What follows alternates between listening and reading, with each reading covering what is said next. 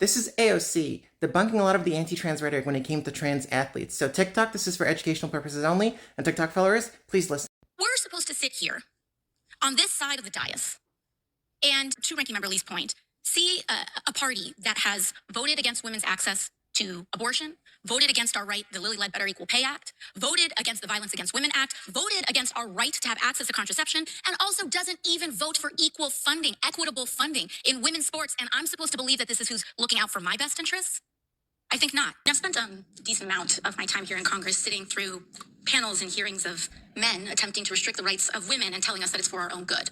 But I want to dive a little bit more deeply into why this issue with targeting trans women in sports is particularly problematic, not just for trans girls, but for all of us. Ms. Goss, can you tell us a little bit about what sex testing looks like for youth in states with trans athletic bans?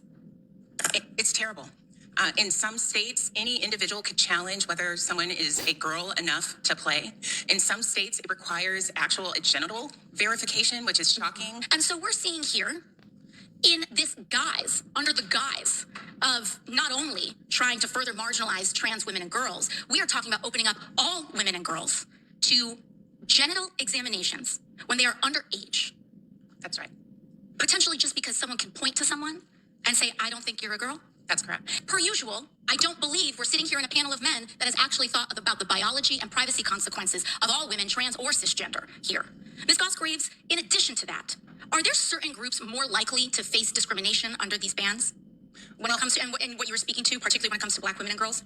Yeah, we have seen that there are examples of Black women who are even professional athletes whose bodies have been more examined and demonized. We've seen that with my fan favorite, Serena Williams, whose body is often talked about. That sort of challenging them for who they are, if it is codified into law, is something that we would expect to see. At the end of the day, none of them actually watch women's sports or support women's sports. All of them oftentimes demean women's sports. And we're expected to believe that they're actually out there defending women's sports. They don't give a damn about it. And at the end of the day, it ends up affecting a lot of cis girls and women who end up getting these inspections, these incredibly invasive inspections, because someone just doesn't believe that they may be cis. And that subjects them to trauma. It opens the door for abuse. We can't allow these things to happen. And so many of these states have done this. And other countries are trying to follow suit.